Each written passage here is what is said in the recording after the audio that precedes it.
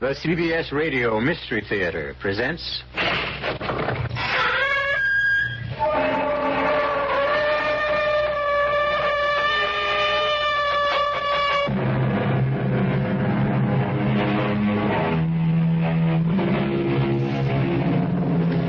Come in. Welcome. I'm E.G. Marshall. Welcome to the world of terrifying imagination. To the world of enchantment, spells, bewitchery. These are all words from our childhood. Pleasant memories of nursery stories before bedtime. The dark side of magic we knew nothing of. And when we grew old enough to learn, dismissed as ignorance and superstition.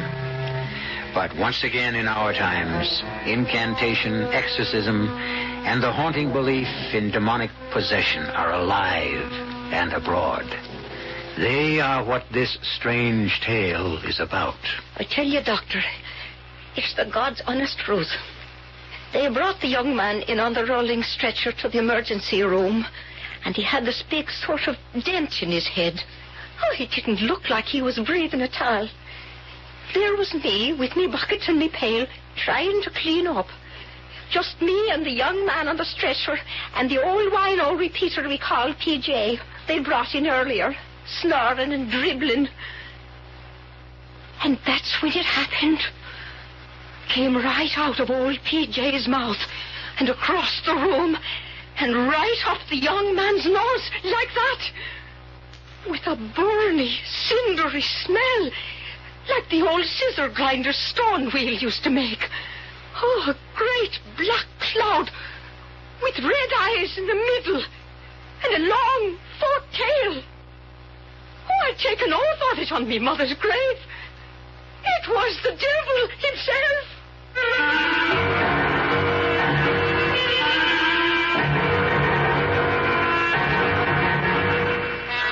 Our mystery drama, Possessed by the Devil, was written especially for the Mystery Theater by Ian Martin and stars Donald Buca. It is sponsored in part by Contac, the 12-hour cold capsule, and Anheuser-Busch Incorporated, brewers of Budweiser. I'll be back shortly with Act One.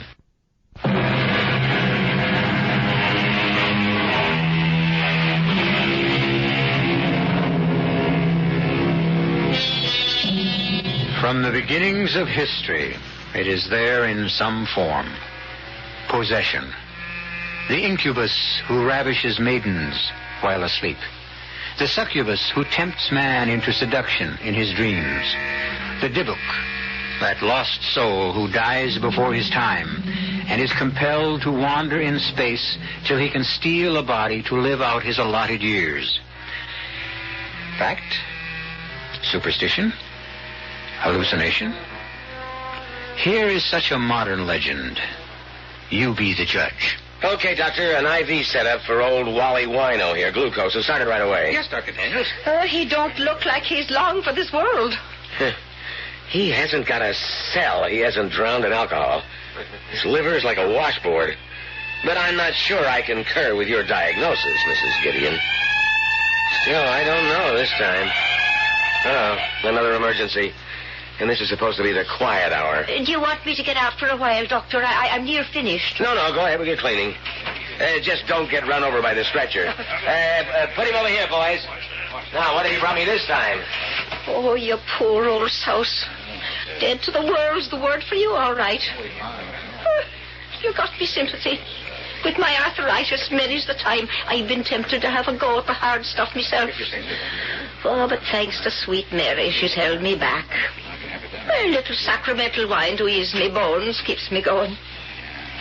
I had a few tonight, I can tell you. Oh, but there's always them breath sweeteners to take it away, I hope. Well, how's your patient, Mrs. Gideon? Oh, Doctor, I hope he's not a Catholic. The father might never make it in time. How's yours? Oh, mine's out of my league. What I need is a brain surgeon. Huh. Speak of the devil, Considine just walked past the door. Dr. Considine. Dr. Considine, sir, I've got an emergency here. Oh, very heaven. And me here alone with two near corpses. I didn't see it. I couldn't have. but I did. I seen it. Oh, the good saints preserve me. Hey there, Mother. Well, where am I? Oh, in the Mercy Hospital. Huh? Oh, you shouldn't be getting up. Oh, ma'am, you're sure a different kind of nurse. Oh, I'm no nurse. I'm the cleaning woman. Oh. And you hadn't ought to be sitting up, not with that clout on the head someone's after giving you. Huh? What clout on the head? Why, that great big dent as big as a soap plate they brought you in with. Oh, what are you talking about? I'm late for the operating room already. Dr. Considine, he has a depressed skull fracture. I don't even know if he's still alive. Good Lord, what are you doing on your feet? Dr. Considine, will you help me get him back on the... Hey, hold up. Wait a minute. Look, there's nothing wrong with me. Mister, an ambulance just brought you in here with a skull fracture. You were out cold in deep shock. But there's nothing wrong. There's nothing the matter with my head. Look. Holy mother. Excuse me, Mr. Michael Damon. Oh, well, I'm Dr. Considine, Chief of Neurological Surgery here at the hospital. Would you mind sitting down on this chair for a second and letting me check you out? Oh, sure, Doc. Look, I've got to admit I don't remember how I got here to the hospital, so maybe you ought to have a look at me. Mrs. Gideon, what's the matter with you? You look like you just saw a ghost. It wasn't no ghost, sir. Dr. Daniels, get over here. Yes, sir. Would you mind casting your eagle eye over the back of this young man's head and show me one scintilla of evidence of skull fracture or concussion? Doctor, all I know is Jake Bronstein brought him in on the wagon and he had a decompressed area you could have laid your hand in. That's right, sir. I saw it myself. Someone here has been drinking. Daniels, look, if this is your idea of a joke, No, never mind. We'll discuss this later. Mr. Damon? Yes, Doctor? For your own protection as well as the hospital's, may I suggest that we take some x-rays of your head?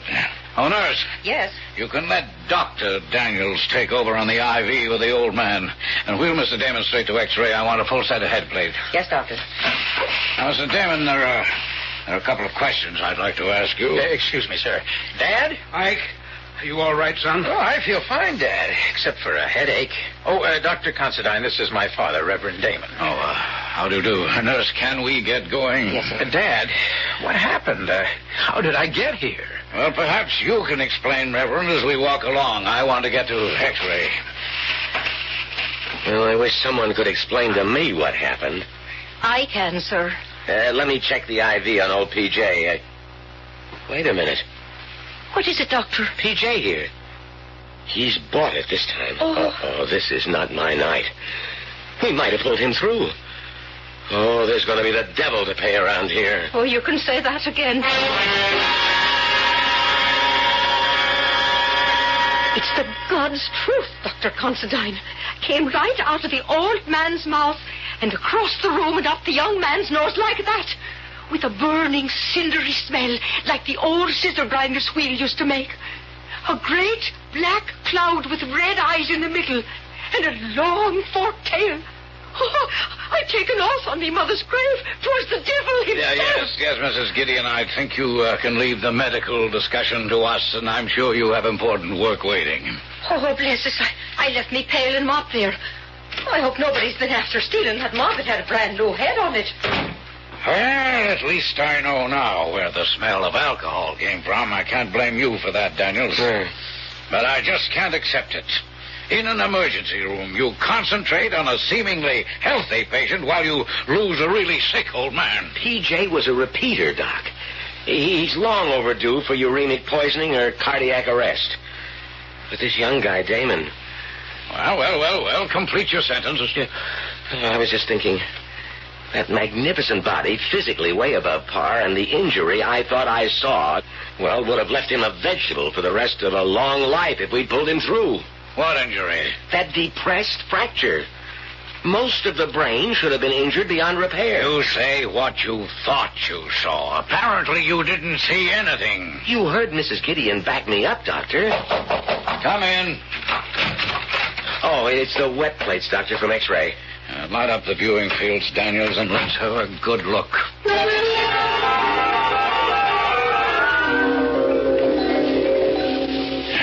Satisfied? Well, sir... Oh, somebody gave him a knock on the head, all right. There's some exterior evidence of that, but of any fracture? None I can see. Well, you're the doctor of record. Shall we send him home? I see no reason not to. Okay. Now I'd better get up to OR.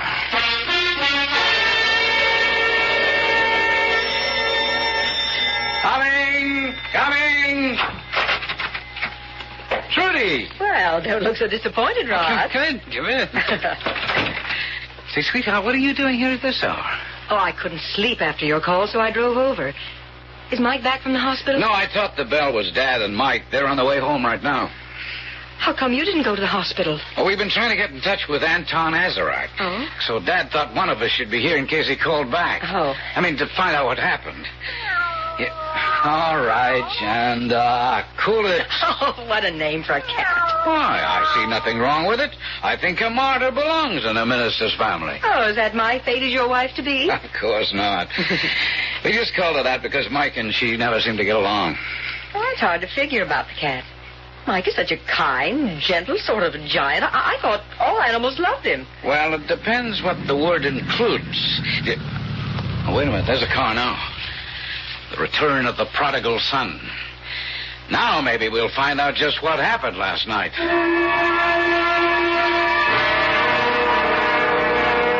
And that's honestly all I can tell any of you. You were making a fresh fire in the fireplace at 5:30 in the morning and straightened up too fast and knocked yourself cold on the underside of the mantelpiece? Well, what other explanation is there, Rod?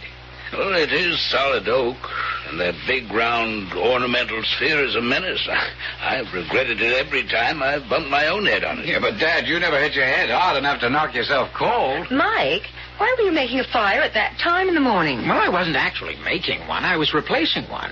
Professor Azarak was with me last night, coaching me for an exam I have coming up, and, well, he got cold. Oh, come on. It wasn't cold enough for a fire last night. Well, maybe when you went to bed, but we were up all night. And the professor's a pretty old man. What were you doing up at that hour in the morning, Dad? I really don't know. Something woke me, and I... Are you all right, Reverend Jace? Excuse me, Trudy, dear. Yes, I'm fine. I'm just recalling that moment this morning. How vivid it was. I was startled out of the depths of my sleep to wide awakeness. I had a vision of Mike surrounded by flames. It was so real, I even said a little prayer. Then I hopped out of bed, went to the window. It wasn't very dark anymore. And looking across, I could see that all the studio lights were on and the front door open. Well, I thought I'd better go and have a look. And when you got there, you found Mike on the floor unconscious? Yes. Lying on his face, white as a sheet, and deathly cold. Oh. Yeah, but what made you call the hospital? It's not like you to panic. Well, I realized that, but the back of his head looked as though he'd been felled by some superhuman mailed fist. It was all bent inward. I thought the hospital said Mike was all right. Oh, I am, Trudy. A clean bill of health. Nothing to worry about. My fault. Must have been an illusion, of course. Well, I think if the Inquisition is over, I'm going to make up on some sleep. Oh, that damn cat! I've forgotten about her. Will you keep her in there away from me? What's the matter with her? Been a very strange night and morning, and I have a hauntingly uneasy feeling. You mean about Mike? About Mike. I hope the hospital was right to give him a clean bill of health. He doesn't seem himself at all. Not at all. Hello. Azarak? Michael, what the hell happened last night? Okay, not on the phone. I'm going to rest now. But you be sure to be here tonight.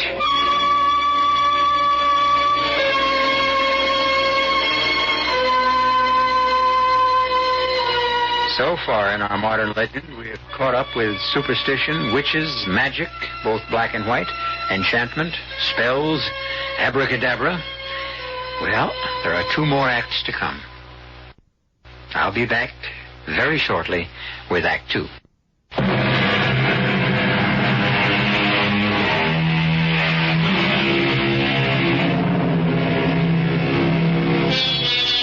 A young man in hospital with a depressed fracture of the skull, which should have mangled his brain.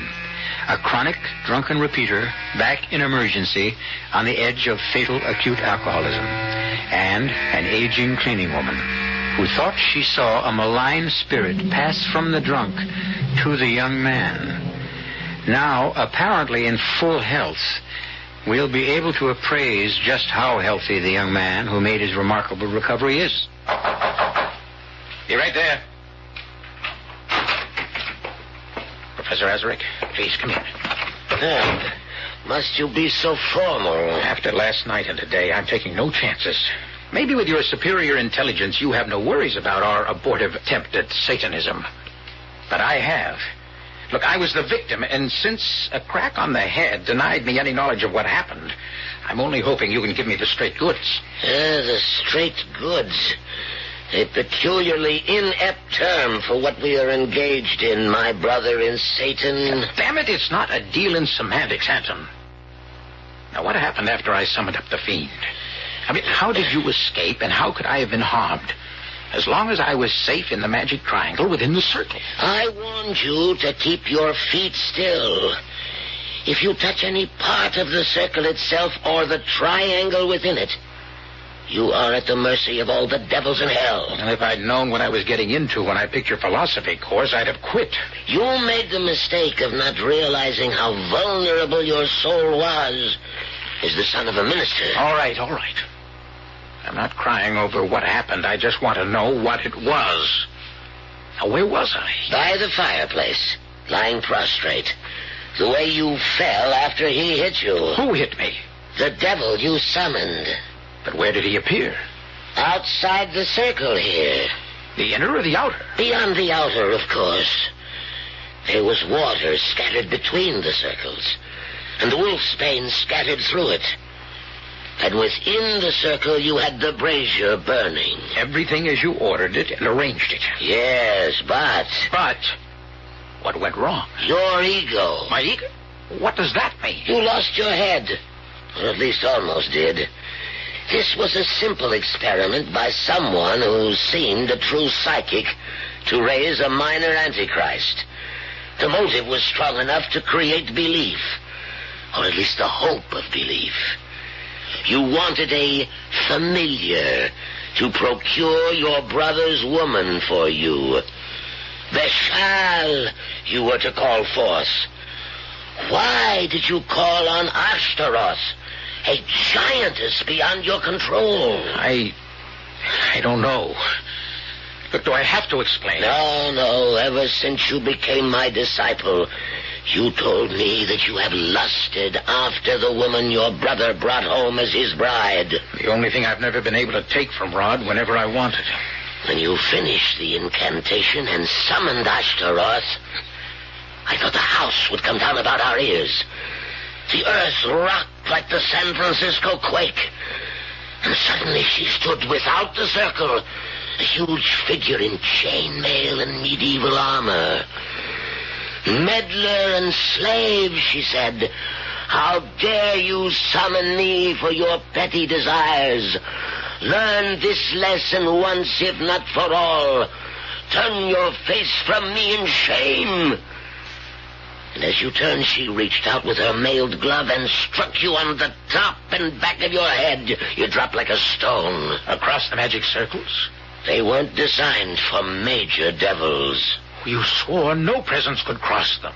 Nothing but her arm and her fist. But it's 5 feet from that outer circle to the center of the triangle where I was standing. I told you the circle was for lesser demons. What happened after she struck me? The spirit disappeared. The room was clogged with smoke. I opened the door to let it out and came back to you. You had fallen almost into the fireplace.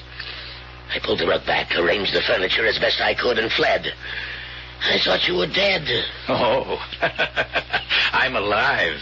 Yes, but it's not possible. When I left you just before sunrise, You were dead. What witchcraft can do, it can undo. Whoever and whatever I am, I'm alive. Make no mistake about that. Goodbye, Anton. I don't need you anymore.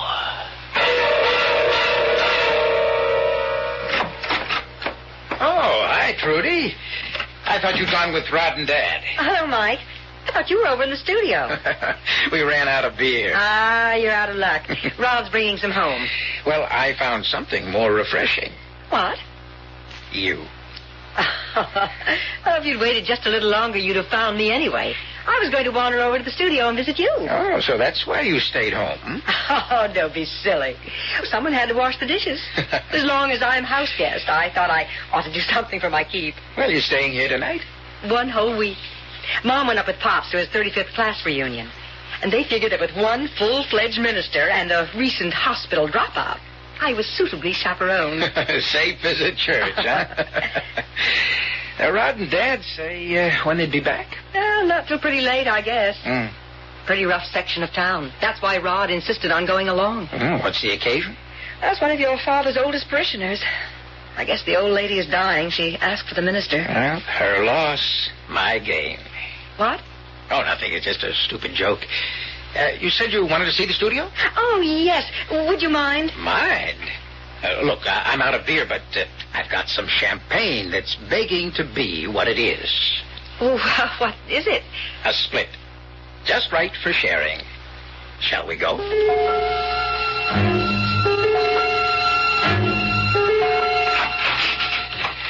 Well, won't you walk into my parlor, said Beelzebub to the flies. Oh, now, what's that supposed to mean?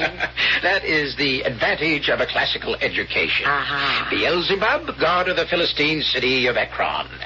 You know, he was known as the Lord of the Flies. Why? Well, now, there you've got me. Well, he sounds horrid. Well, he wasn't very popular with Christians. In fact, they called him the Prince of Devils. Lord of the Flies. Mhm. Oh, that gives me the creeps. Here's something to chase your creeps away. Oh, I don't want that, Mike. It goes right to my head. Oh, just a sip. A good luck toast to sister and brother-in-law Hood. Our getting to know you party. Well, far be it from me to be a party pooper. Oh, there's nothing more cozy and reassuring than a room full of books. What's this section here? Oh, that? That's the main reason I needed Dad's particular library, since my exam was in metaphysics. The Black Arts, The World of Witches, Essentials of Demonology, The Satanic Mass. Oh, it's a strange collection for a minister. And it's always good to know your enemy. You know, Dad's quite an authority on the devil and his work. And you? Are you thinking of becoming a minister, Mike? Me? No. Perish the thought. No, my philosophy is too easy for that. I long ago decided that if you can't fight 'em, join 'em. I mean, can't you see how evil I am? Tempting you with spirituous beverages, coaxing you here to my lair, and now, having anesthetized my prey, making ready to spring. I don't think you're being very funny, Mike. Oh, is this where you hit your head? Oh, yes, so they say. No, I wasn't being altogether funny. What do you mean? Trudy, have you any idea how jealous I am of my older brother? Of Rod? Why? A month ago, or whenever it was, they turned up with you. My first thought was, why couldn't I find something like that? That's very flattering, Mike. But you're a little young for the big step. Not so young as you think. Perhaps. I don't care what you and Rod have been to each other. It was me you wanted. Still want. Only you're afraid of breaking your word. This is a joke. It's no joke. Mike, let go of me. You wanted me from the moment you laid eyes on me, just as I have you. Oh, you've been reading too many naughty books. Don't laugh. There's nothing funny about this.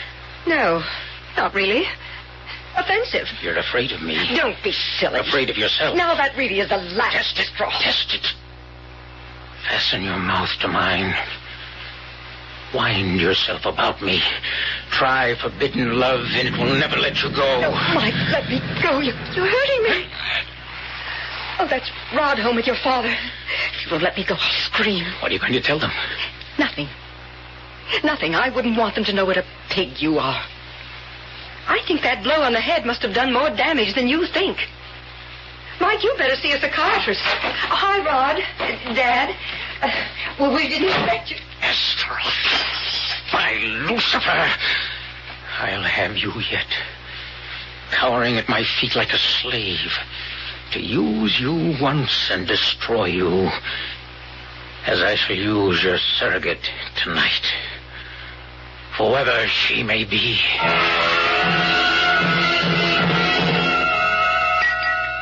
Oh, dear.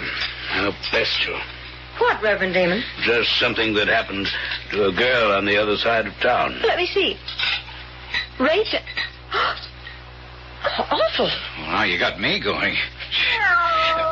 You too, John? Well, since you can't read, I'll read it to you. The body of Elizabeth Migler, 21, was discovered in Marsden Park today by a passerby. Although it was later determined the girl had been raped, the strange features of the case are that she was not robbed, and as though by some ferocious animal, tooth marks showed that her throat had been literally ripped to pieces. Good Lord. Where is Marsden Park? Clear over the other side of town. When did it happen? Night before last. Morning, all. I hope breakfast is all ready. I'm famished. What's wrong with that cat? Oh, it's beginning to bug me. A lot of things are beginning to bug me. What'd you say, honey? Nothing, Rod. I don't think I'll have any breakfast this morning. I don't feel like eating. No, Rod, please, don't come with me. I'd rather be alone. Lovers' quarrel? Look, will you just fake out, brother mine? It's none of your business. For Trudy's sake, for everyone's sake, would that it were. But unfortunately, we know better. Or do we? The crime happened miles away. And the devil that may possess Mike is there only on the evidence of a tipsy charwoman. Who summons the devil never calls for him in vain. And once met, few are lucky to get rid of him again. I'll return shortly with Act 3.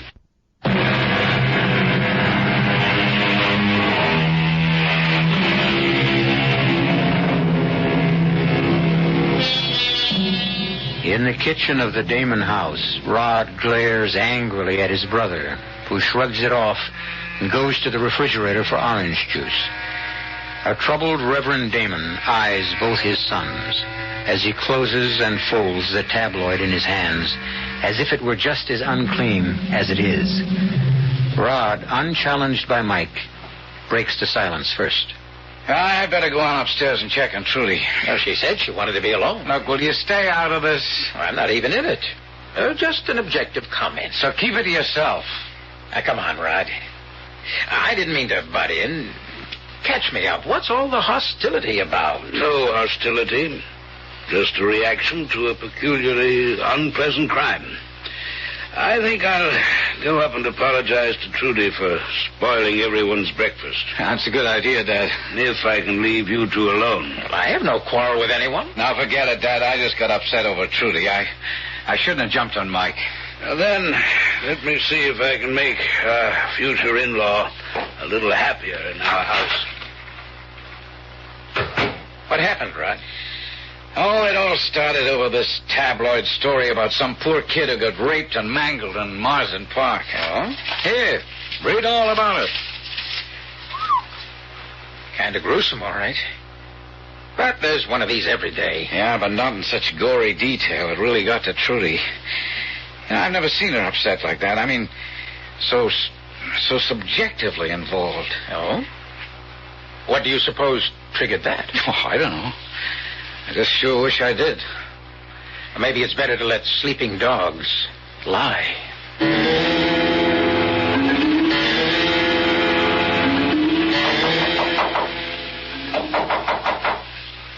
Who is it? Your future father-in-law. May I come in for a minute? Just a sec. The door's locked. Come on in, Reverend Damon. Feeling any better? Oh, not really. Oh, I should be ashamed of myself reading that yellow sheet. I like to think it helps keep my sense of balance, but maybe I'm just a seeker of vicarious excitement. Like that rather complete collection on Satanism and the occult that you have in your studio? Ah, you noticed that, did you? Night before last, when I was over there with Mike while you and Rod had gone to see your old parishioner who was dying. Did she? As a matter of fact, no. She made a remarkable recovery. Oh, really? Well, you looked so sort of worried when you came home. I thought she... I was worried about you, Trudy. And Mike. Why? You, because I knew you were upset about something. Well, you can't be a minister for over 40 years without learning to read something about people. And Mike?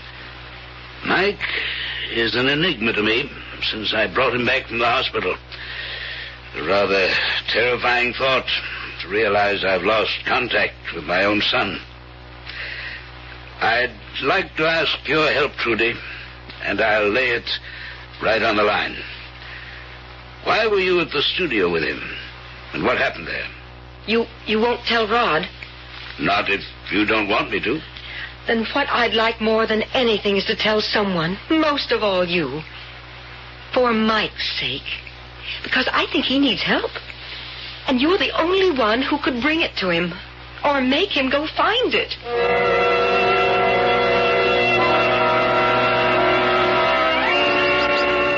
Well, Reverend Damon, this is a pleasure. I'm on my way to a class. Can we talk as we cross campus? Yes. Just, what is the name of your course that Mike is taking? Philosophy. Perhaps more specifically, metaphysics. Rather freewheeling. I mean, it's advanced, and we spend more time on the perimeters than we do on the core subjects. Just what were you and Mike up to that long night before his injury? I was coaching him for an examination. An examination in what? On what subject? By the class I teach, general philosophy. And you left before Michael was hurt? Oh, good Lord, yes. Would I have left the boy if he were injured? Would you have fled the scene unless you were up to something dark and vile enough to stain your reputation? I am sorry your boy was hurt. I had no part in it.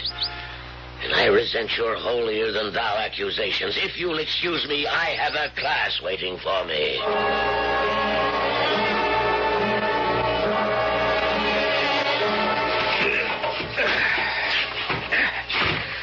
And now for the rug. There. That does it. Oh, my dear Lord. Just what I was afraid of.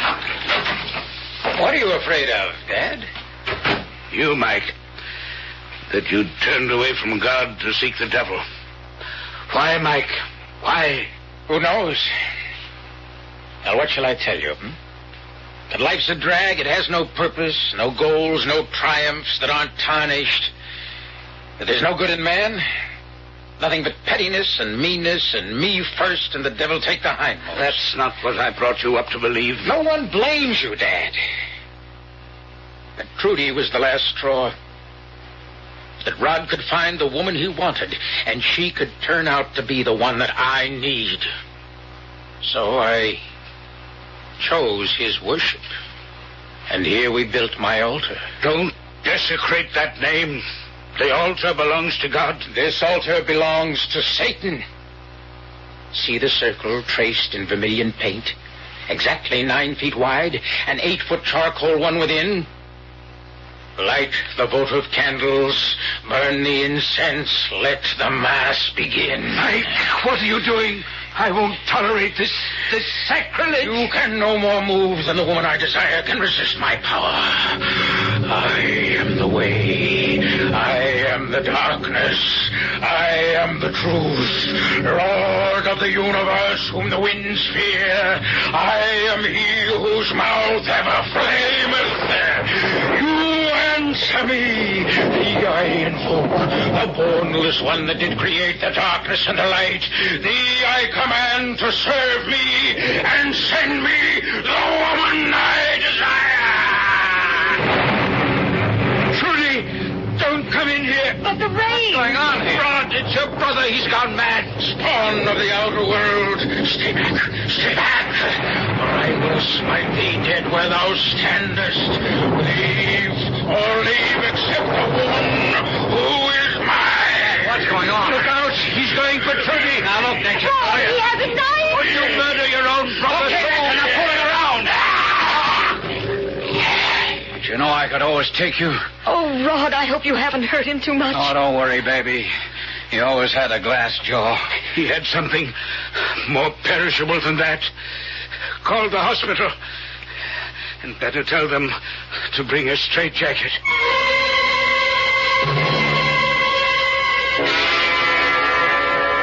The top of the night to you, Mrs. Gideon. And what's that wee bottle in the paper bag? A little poteen? Nothing of the sort, Dr. Smart-Attic. It's a noggin of holy water blessed by me own Monsignor, which I carry with me when I come near this place ever since 3 days ago. What happened to old P.J.? Did anyone ever turn up to claim him? No. Oh, by the way, while we're on the gossip column, guess who's back in the hospital? Oh, not the other one. Mm-hmm, the same. Lying in the emergency room under a deep sedation in a straitjacket. Oh, what did they bring him back here for? That's what Dr. Considine and his father, the Reverend Damon, are discussing now in the prep room. Well, if you're going to swab out the emergency, you'd better get at it fast. Well, I'll tell you something, Doctor. If I'm to be there and alone with that devil, you'll never see emergency this clean again.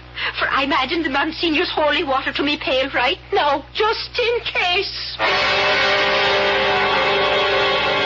Of course, we'll run every neurological test in the book on him under the circumstances, Reverend Davin. I'm not sure it will do any good.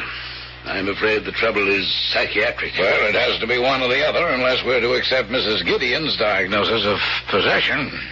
Mrs. Gideon? Oh, I remember now. She was one of the people, like the intern, who remembered that they thought they saw considerable skull compression. Which never existed, believe me. Just an illusion like Mrs. Gideon's. What was Mrs. Gideon's illusion? Well, I'm afraid she'd had a drink or two, and she had some wild story about a black devil streaming out of an old dipsomaniac who was also in the emergency room and being sucked up through your son's nostrils.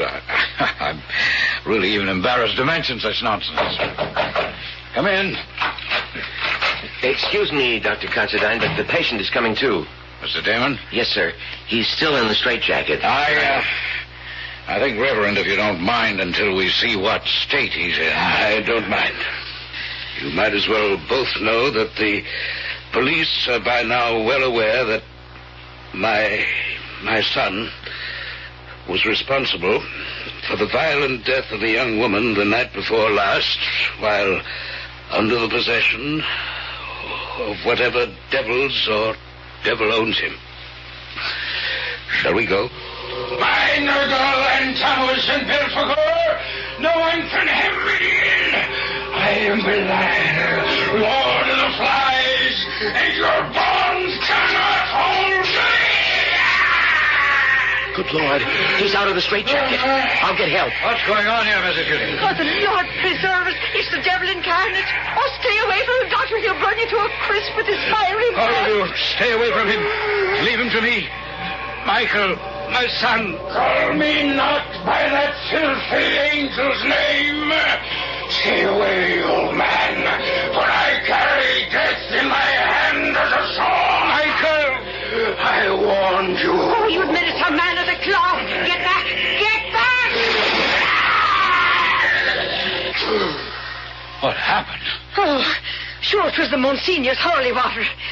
It's as strong as life. Michael, no. All right, boys. All right, Daniels, you're too late. What? Excuse me, Reverend. Let me see. Daniels, come here. Yes, sir? Was that the depression you were talking about when this man was first brought in? Yes, sir. That's what I thought I saw.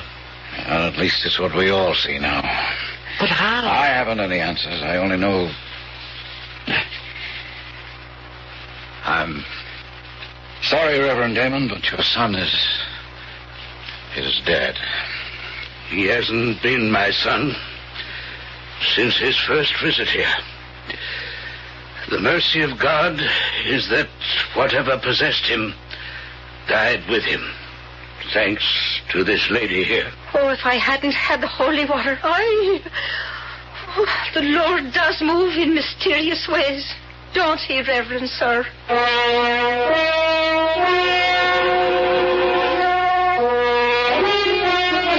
In mysterious ways and kind ones. What a field day the Reverend Damon's tabloids might have had if Michael had ever come to trial for the death of that poor innocent girl. Innocent. Perhaps that's the theme of this dark history. If Michael had been less innocent, and had had the guts to be less self-interested and bored, how different his world might have been. But that's the answer, isn't it? We all make our own world. We can't rely on anyone else to make it for us. I'll be back shortly.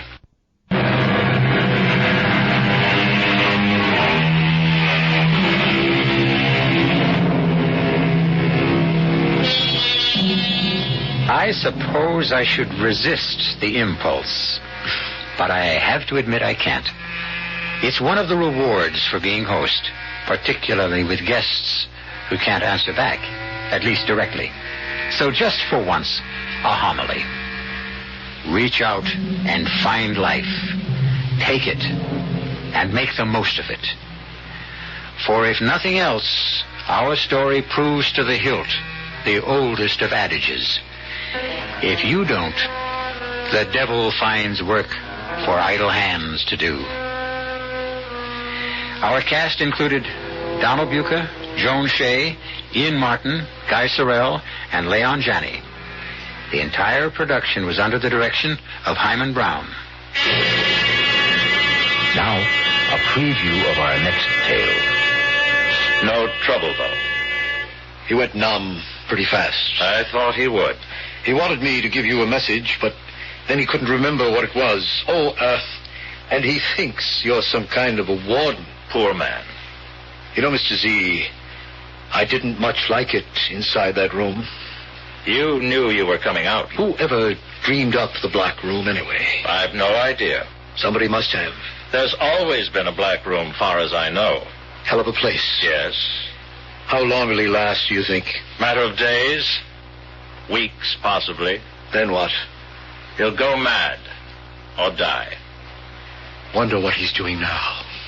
Oh, counting by twos, then by threes, then by fours.